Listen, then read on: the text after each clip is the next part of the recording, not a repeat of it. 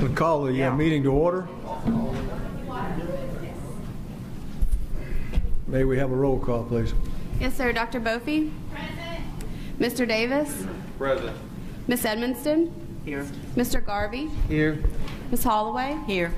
Dr. Jones? Here. Miss Lewis? Here. Miss Orange Jones? Is not in attendance. Mr. Rock? Present. Dr. Thomason? Present. Miss Fauché? Here. You have a quorum. Thank you. First of all, our prayer and pledge this morning, our prayer will be led by Mr. Mike Falk, the Louisiana Association of School Superintendents, Executive Director, and our pledge by Frank Pask from the Lafourche Parish School Board. Please stand.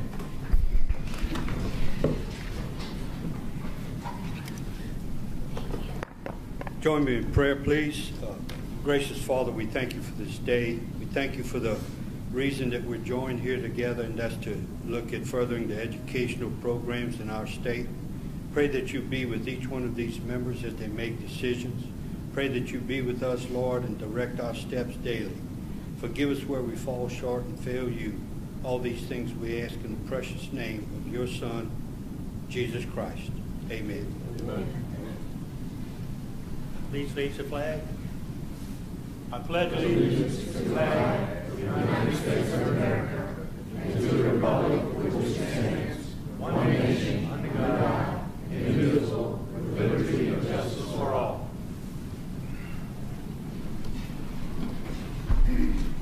All right, what is our first item, please?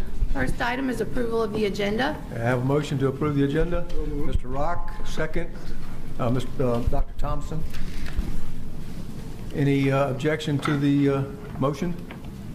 Hearing none, motion carries. Next item, please. Next item is approval of the minutes from December 12, 2018. May we have a motion, please? Mr. Davis, second by Mrs. Holloway.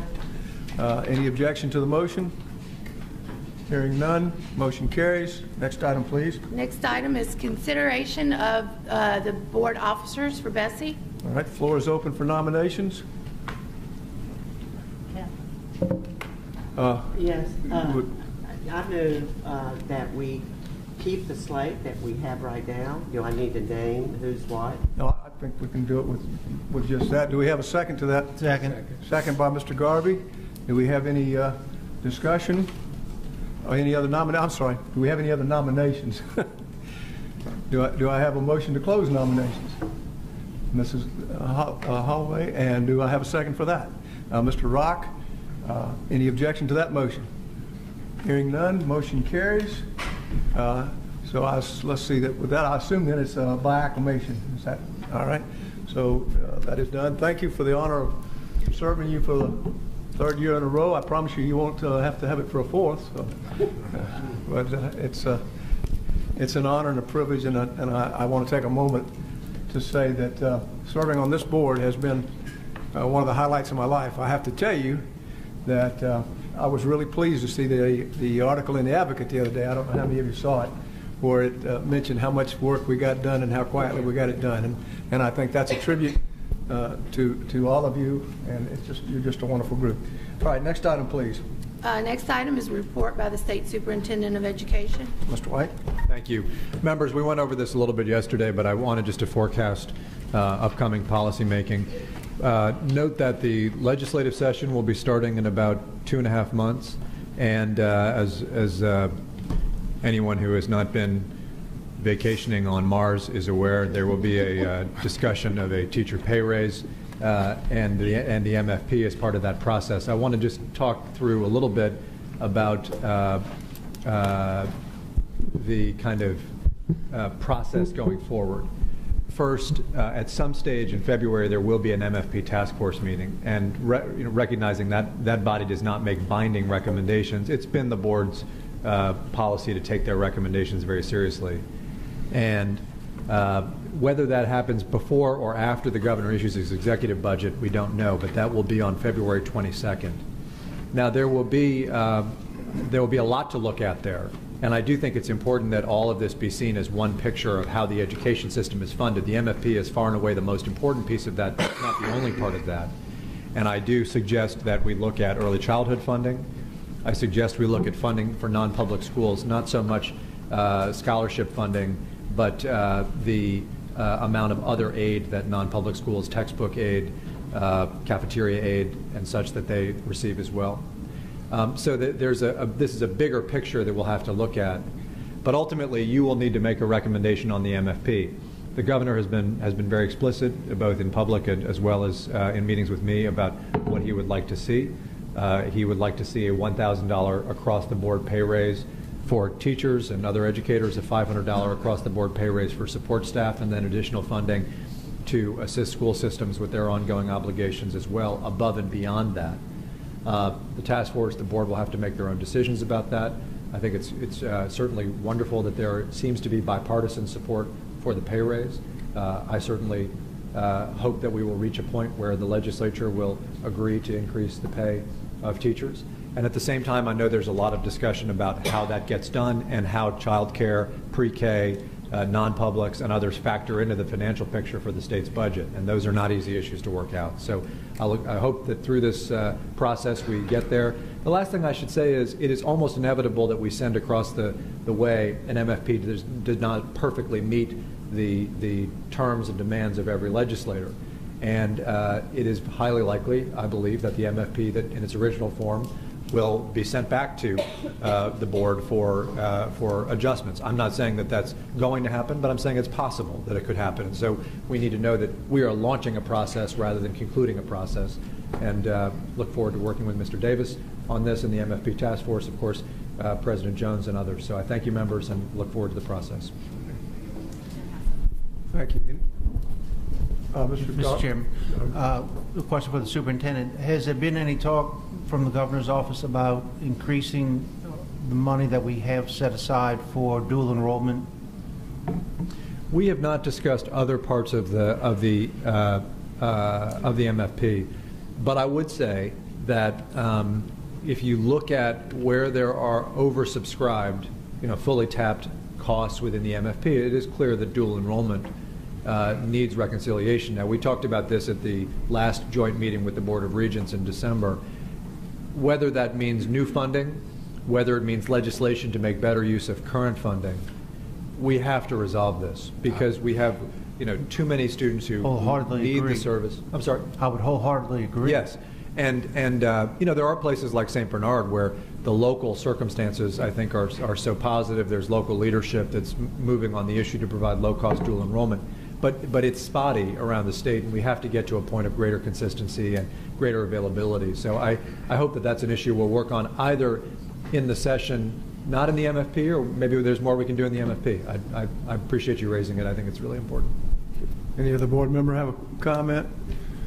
I would like to say that John and I had some discussions in the last couple of weeks as well, and another area that we share a joint concern is the trying to get some money in there for early childhood education, and we've not had a bump in early childhood education. We have a sincere need. That's not an MFP issue per se. It's actually got to be done outside of the MFP, but we've asked the governor to take a look at whether or not he can find some funding for that as well. Right. Ms. Boche? Right. And at the risk, I don't want to prolong this discussion, obviously, but I think we have to look at what's appropriate inside the MFP and what we would push for outside of the MFP, right, because we have some very real constraints within it as to what should be allowable or not, such as early childhood and so on. And there's, pros and cons both ways, but that merits a really full-blown discussion. Right. And who then would be responsible for those particular funds and through what funding sources. So it's not that easy. All right, Mr. Rock? Just a comment. I'm glad to hear the superintendent say it. Of course, you all realize that I represent non-public side of the House, and that becomes a tremendous burden, especially in the lunch program and the other things that the state is allowed to assist us with, knowing that we don't get anything from Minimum Foundation, which we understand that, but that's a tremendous addition to the non-public budgets, what we get from the state. And barring someone else who has a comment, as a final comment, I'll just point out that I think the public is aware, and y'all are aware. Dr. Holly, did you have something you want? It's about a different topic, so I will. Okay. I was just going to say that There's a lot of discussion about the revenue estimating committee and how the money's going to come out and so forth. I strongly suggest that we try to stay above the fray and look at the bigger picture. Let them hash out how they're going to deal with it. We want to stay on the issue of getting the teachers the pay raise. I agree. Okay. Thank you. Dr. Boffi? Superintendent, I have in different school visits and interactions with educators, I'm hearing more and more about the struggle in implementation of the new science standards. And I think the origin of that struggle is with the lack of resources, which we've experienced before. And so I'm really interested in getting an update from the department and thinking through how we might can be supportive of educators, because we know how important standards implementation is, but that it takes time. And so I'd love to hear where we are and get an idea about what things we can do to ease the burden as our educators are working to, I think they're working hard to implement these standards, but the appropriate resources is just are not getting to them at this point. Yes, so as you know, the state adopted, or the board adopted, new science standards a year and a half ago. We have been working with a number of publishers regarding the creation of full comprehensive science curriculum. Amplify is the first entity that's kind of gotten out there and is providing a curriculum. We're also working through a nonprofit initiative called the Open SciAD to create science curriculum that will be available in Louisiana and states across the country. But we're hearing the same thing, and if it's helpful to have a discussion of this issue at the March meeting, we could certainly have a more comprehensive discussion about what's available to teachers and such. I'd like to. Dr. Ms. Voce? And I'm glad that Dr. Boffi brought this up. Not only do we have that issue with the science standards, which are new coming in, the new assessment, we don't have an across-the-board Tier 1 curriculum in science that's been approved. We have the same situation in social studies. We already are beyond, and we're testing now, second, third year of social studies testing. We still do not have an across-the-board Tier 1 social studies curriculum adopted. So if I'm an elementary teacher and I'm self-contained and I'm responsible for ELA, math, science, and social studies, the districts are pulling together all types of materials to try to address the standards with the eye on assessment. There's another implication here, as different Tier 1 curriculum are adopted, and I brought this up briefly with content leader training yesterday. From many districts' points of view, the state, or we at the State Department here, we've chosen in some way to support certain Tier 1 curriculum and training.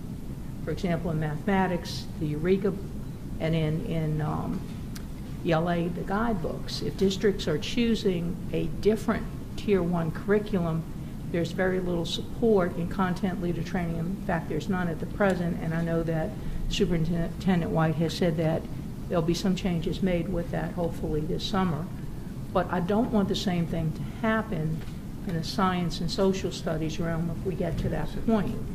If we're approving different curricula as Tier 1, if the department in the future has any indication that they're going to support in terms of training any particular set, before school districts make an investment of millions of dollars, that it would be very helpful to know if that support from the state is only going to be given for certain curricula and not others.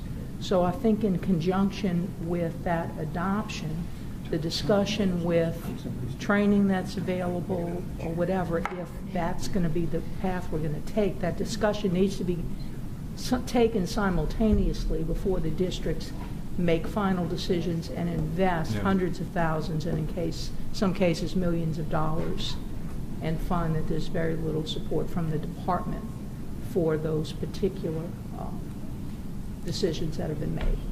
Okay. Fair enough. I think that the challenge is, and it's not to say it can't be overcome, but is simply that publishers are doing what we want, meaning you have more publishers adding to the top tier. And so what happens is a huge number of districts go with the first ones that make the top tier, so then that's very easy. I mean, 60% of districts go with a certain curriculum, we can support that. But then as more publishers add, you see greater diversity of curricula, which is good, but it's harder for us to support I think we're just a little bit behind the curve, as your point, but we're going to catch up, and I appreciate your push yesterday. We need not only to catch up and get in front of it. Understood. Yeah. Before understood. those big decisions are made district by district throughout the state. Yeah, yeah. Any other board member like to make a comment? Ms. Fauche's comment reminded me of something that a gentleman out in the audience yesterday reminded me of, and that was that we had made a commitment about this time last year to try to solve the issue about the remediation that goes with the promotions. You remember that, Ms. Fauche, about whether or not just summer, the law says summer, and whether or not we could go beyond the summer thing for, and apparently there was some wording in the legislation that restricts it or specifically says summer. I'd like to ask you to have staff research what changes, and I believe it would be a very simple wording change, what changes to the current statute would make it more responsive to being able to provide that remediation year-round and not because there's still a question as to whether or not it's just summer. So I remember we had a big discussion about it. It's a little bit, and the gentleman there reminded me yesterday that I was remiss in my duties. I don't want to be remiss for another year, so if we could. Right. We'll do it.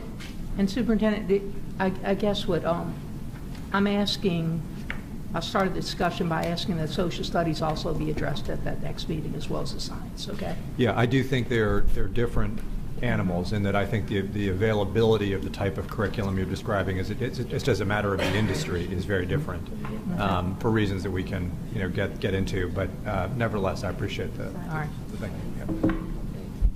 Yeah. Okay, we might need a motion to get that. Do we need a motion? Ms. Davis thinks we might need a motion to do that. Either a request, do you want that as a request or a motion? I'm fine with the request. Okay. I'm sure the superintendent will. Yeah. Why don't we say we will provide a report on social studies and science standards and support implementation at the March meeting, and then that will allow for the report will allow for a discussion and an update. Yeah. Okay. All right. Great. Next item, please. Next item is a verbal update report from individual members of BESE, if there are any. Nothing happened this month, huh? Holidays, yeah. Holidays, okay. Same as last time. It's not a big update, but I'll go ahead and tell you that. Well, we need something, We need something. I hate for no one to give an update. On the technology task force that was called together by Senator Conrad Appel, we have met since the last meeting, and just sort of the takeaway from that meeting is we have identified a national framework that's been used a number of times in the various states called Future Ready, which seems to correlate strongly to the mission of that task force in terms of what we're doing for technology, both in hardware, software, training, funding for Louisiana classrooms. And so there's discussion amongst the members of the committee at this point in how we can take some version of Future Ready framework and turn that into a framework we can utilize in Louisiana. That has been done in a number of other states. Wisconsin is one that comes to mind where they've taken that framework and modified it to fit their particular state. New Jersey has done a great job with this at state level. So we expect to have representatives from that framework as well as maybe perhaps some of the states who have been involved at the state education level to come present to that committee the next time that we meet. We'll also be looking at how we can merge more closely or work more closely with the Law STEM Council and the work that's going on there as well, since the two are so closely tied together. All right. Thank you. Ms. Holloway? Yes, just a reminder that the Special Ed Advisory Panel meets next Wednesday, January 30th at 9:30 at the Louisiana School for the Deaf is our meeting, so all are welcome. All right. Anyone else? I'll add. Dr. Holloway? Dr. Brophy? I spoke to a group that Mr. Falk is organizing. It's the Louisiana Association of Superintendents Aspiring and New Superintendents the other night. And so the issue with science was reiterated there, so I brought that up. There's a couple of other things that I'll chat with the superintendent about offline, but it is really neat to see such a diverse group of people from all over the state, and I thank Mr. Falk for convening them. They were at our meeting yesterday. I alluded to it. I am sorry that we didn't have them stand up. Mr. Falk, next time remind me and we'll certainly do that. So board members, I'm sure he'll take any questions you might have. Any board member have a question? All right. Any other reports? Thank you. Next item, please. Next item is consideration of a petition for rulemaking regarding Bulletin 130, regulations for the evaluation and assessment of school personnel, Section 105, framework for LEA personnel evaluation programs, subsection B3, submitted by Mr. Gainey Arsamont. You can find that request behind tab 7.1 of your binders. And the recommendation is to, 1, receive the report, and 2, deny, defer, refer, or proceed with rulemaking. The board will need to make a formal motion to do one of those or something else regarding this. We'll do it separately if it's okay, Mr. Chairman. Yeah, So I'll make a motion to receive we'll have the two report. separate motions. Let's receive the report in the first motion. Are you making that I motion, am. Ms. Davis and Ms. Holloway's second it? And then we'll take the next motion when we do this. All right. Any objection to the motion? To receive? To receive. All right. And we have a public comment on that. Is this the appropriate time for that? Yes. Okay. And we'd like to call Mr. Gainey Arsamont, who is the one that made this request, and please come and speak to your request. And you go down in history as the first one to do this since that new rulemaking process went into place. So for that, we'll put your name on a plaque in the back of the, under the assumption you'll be the last one to do it. Mr. Chairman? Mr. Chairman? Oh, sorry. It was a pretty long Mr. Chairman. process. I'm sorry? I have a point of order. Okay. I think you would describe it as that. If I'm from reading the BESE procedure correctly, it says within 90 days of the receipt of the petition for rulemaking, the executive director, after consulting with the board officers, shall either initiate procedures for processing the proposed regulation along with the rulemaking procedure provided in statute, or shall deny the request, notifying the petitioner, etc. When the BESE executive director met with the board officers, what did the board officers decide to do? Did they decide to deny this request or to go forward with rulemaking? We decided to do what we're doing right now. To give him the opportunity to make the presentation, and that's why we split this into two motions. One is to receive the report, and then we'll take action. I think it's preferable to have BESE make that decision rather than the executive director just issue a denial. Okay.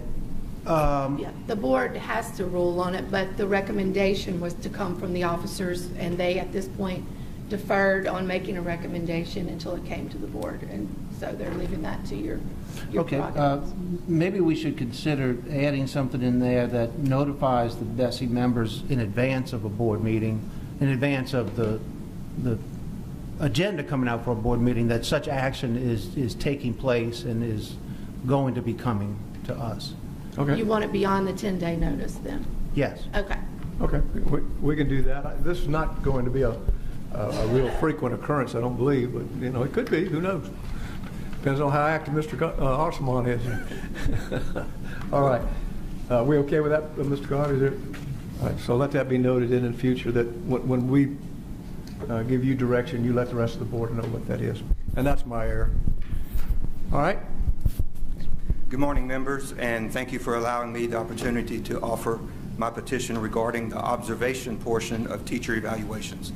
I want to assure you that I am not in any way asking you to change the process, but instead to correct ambiguous language that doesn't affirm the spirit of the teacher evaluation bill as it was passed. In 2010, Representative Frank Hoffman submitted House Bill 1033 to amend Revised Statute 17, Section 3902. In its original form, the bill deleted language in the old statute that required an observation to take place at a time the teacher and the administrator agreed upon. In the House Education Committee meeting, accompanied by Ms. Bindley, representing the governor's office, Representative Hoffman offered a 7-page amendment that made 53 changes to the bill. Among the many changes, the language requiring that an observation take place at an agreed upon time was reinserted in the bill.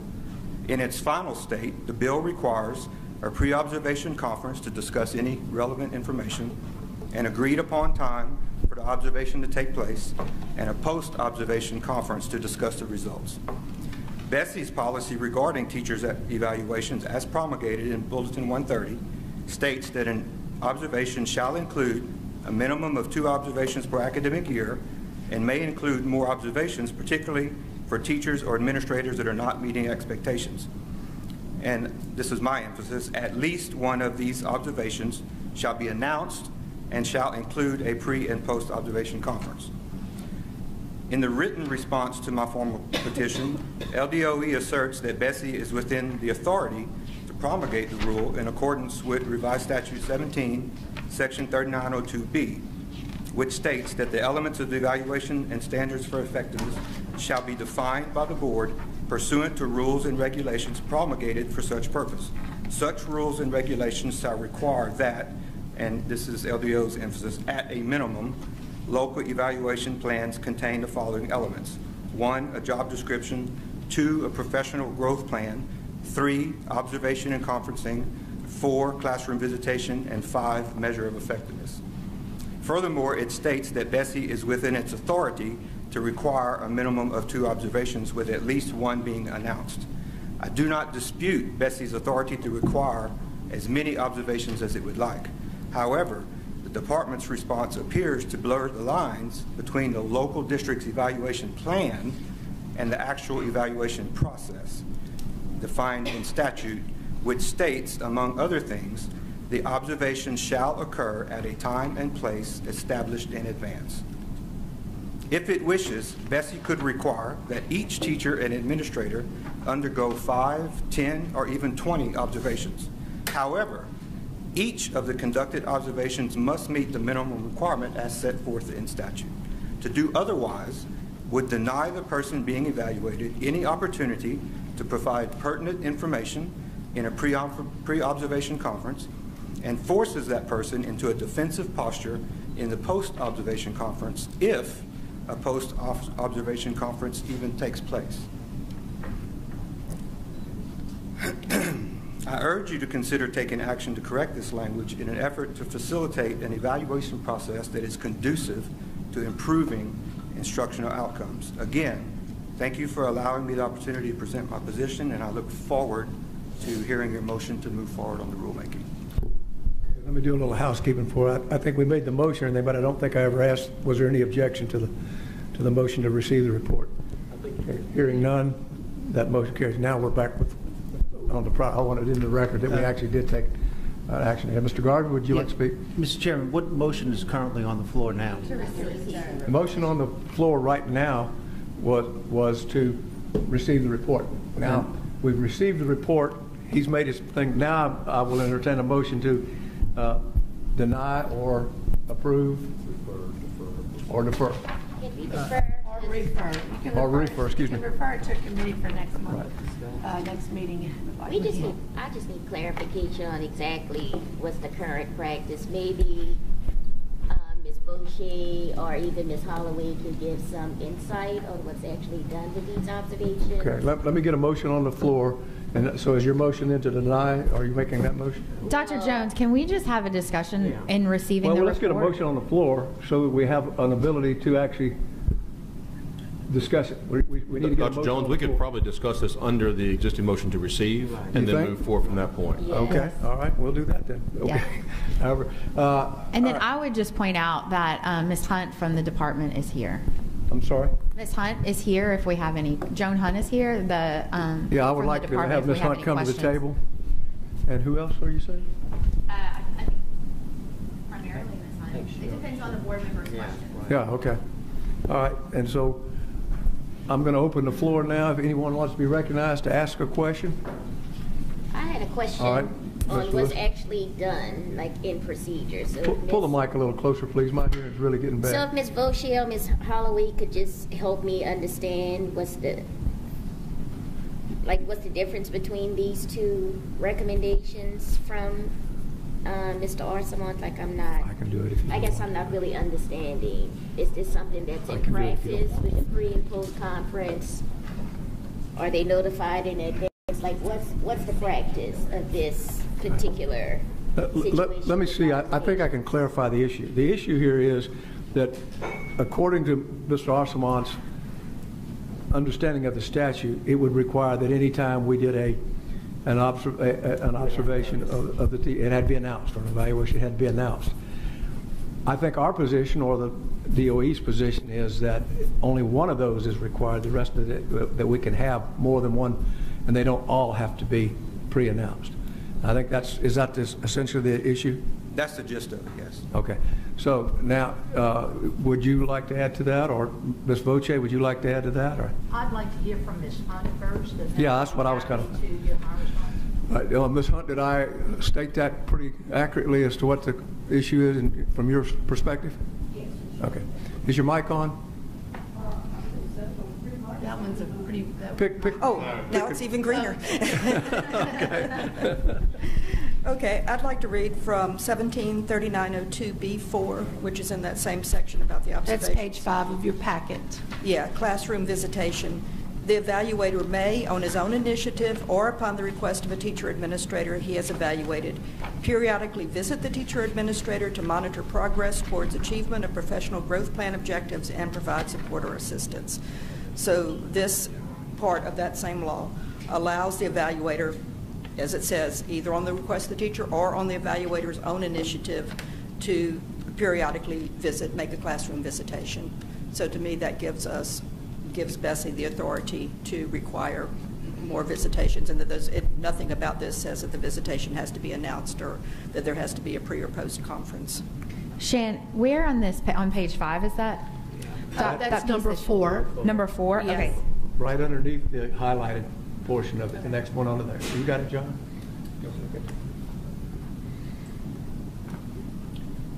I have a question, Dr. Jones. Okay. Ms. Hunt, you're talking about number 4 under classroom visitation, correct? Yes, ma'am. Right. So it does say that upon the request of a teacher or administrator, the evaluation can take place, but it doesn't say whether or not. I mean, it's like unsaid. But you're saying that that is enough to go in and observe, right? Correct. That's correct. Ms. Edmondson, just for clarification, you were saying that, but just before that, Kathy, just before that part you're reading, the voice in the air, it does say on his own initiative. That's an important part you did not read out loud right there, and that's what we're referencing here. The evaluator on his own initiative may choose to do so.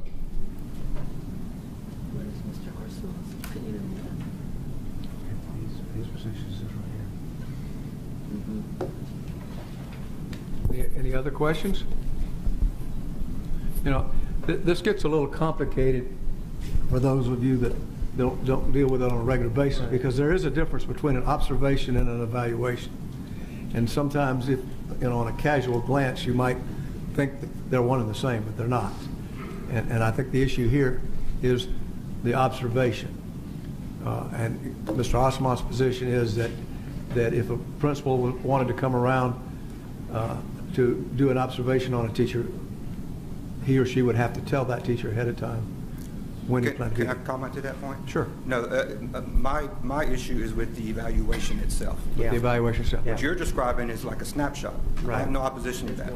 Administrators do snapshots all the time, come in. I'm talking about the formal evaluation in which the rubric is completed and your results go to the human capital system. Okay, well, the reason I say that is in the piece that's highlighted at the paragraph above, it says, the observation shall occur at a time and place established in advance. And I thought that's what you were hanging your... I can see the ambiguousness. Okay, so there's a difference between an observation and an evaluation. Okay, and so to me, when you were making that issue, what I thought you were trying to establish was that any time there was going to be an observation, that the person had to know in advance. No, snapshots and classroom visitations, no objection. It's, okay, it's the actual evaluation process. But, and to be perfectly clear, what you were basing it on, your objection on, if I understand the statute right, is actually an observation, but you were talking about an evaluation. So there is a difference, and that's the point I'm trying to make. Correct. The evaluation involves 5 components. Right. The third component is the observation. Right. But further down, the classroom visitation is a separate issue, I believe. Right. Dr. Jones. So, board members, the way that I see this is that it's the difference between whether or not BESE is allowed to require this. I think having conversations about whether or not it's something that we could all get behind or not get behind, I don't think is the issue. I think the question that he's raising is whether or not, as a board, we have the authority to include what we call unannounced observations into the evaluation. And so I maintain that as a board, looking at this law, we do have the authority to do that. I think that's the piece at question that I think is important to clarify. Right. Yep, that's been confirmed also. I haven't had a chance to tell you. I confirmed that with our attorney, and she said that she saw nothing that would preclude BESE from having an additional administrative rule requiring additional observations beyond the one for which advance notice was required. Okay, and let me clarify for the audience. The attorney at the table is the Department of Education attorney. BESE has our own attorney. So we tend to, on issues like this, also vet with our attorney as well as with John's attorney's position. So what we have here is two attorneys representing the Department of Education and BESE who say that we have the authority to set standards higher than the standards that the state law requires. Is that an accurate assessment? Yes, sir. Okay. Any other question? Or? I'm just trying to follow all this because I am involved with this procedure and the process. Right. And so if I'm reading this right, Mr.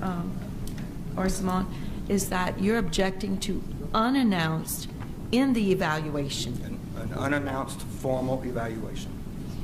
I would disagree, but I'm just one voice. Yeah. Because when you, well, as an administrator, as some of us are in the public sector of education, we use a group of data from measurements to job descriptions to a number of things.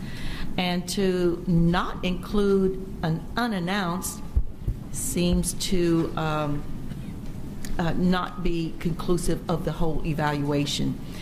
Because there are times, so you're trying to say that we can't observe someone just basically on an everyday occurrence of their job performance. No, not at all. I've already clarified that.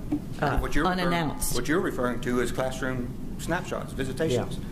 But you're saying that I'm we shouldn't referring to do an administrator entering the classroom, sitting down and scripting for a full period, and then rating you, and then submitted that rating to the evaluation process. Right. So you're against that. Well, the statute says the evaluation shall be at a predetermined time. Dr. Jones. But that's minimum. But once again, I have to correct you. Two different things. Yeah, that's the point. Two different. This statute refers to the observation piece that we're talking about here, being at a time and place. That's one observation piece that has to be included in the evaluation. It's not talking about an evaluation. It's this particular statute you're referencing is talking about the observation, and there has to be one observation that occurs at least announced. So, as far as I know, whenever an evaluation happens, and being a former superintendent and a former principal, the actual evaluation itself is always scheduled. The person is called in and sat down, and you go through the whole process. So I don't. To me, I would be very careful mixing the two together. When the evaluation's coming up. Right. Yes, all employees. So, I mean, that's always scheduled. The evaluation is always scheduled. In the singular. It does not say observations in the plural. So I'm looking at this and reading it, is that the statutes require 902. From a local standpoint, in our local personnel evaluation plan, as we look at these formal observations or observations, whether they be the one required in statute 173902 or something additional required at BESE, we require another component in our local evaluation that deals with professional standards as well. So I think we require that in addition to what the state is requiring and what BESE is requiring. I don't see a conflict. We are meeting revised statute 173902B3 with that one formal observation, and BESE is requiring something in addition. The classroom visits, after we have that formal observation with the pre and post conference, and we discuss what the next goals and objectives are based upon that observation, then we monitor that with the classroom visits, and we do another one to the benefit, hopefully, of the teachers as well as the students. So I see no conflict with this whatsoever. I see this as good management practice, not only by the state, enhanced by BESE, and then further enhanced in local evaluation plans. So on that basis, I'm ready to make a motion to deny this request. Okay, we have a motion on the floor. Do we have a second by Ms. Holloway? Do we have any further discussion of the motion? I don't think this will require a roll call vote. The motion on the floor is to deny the rule change. Any discussion of the motion? Any objection to the motion? Hearing none, the motion carries. Thank you, Mr. Armstrong. Thank you. Next item, please.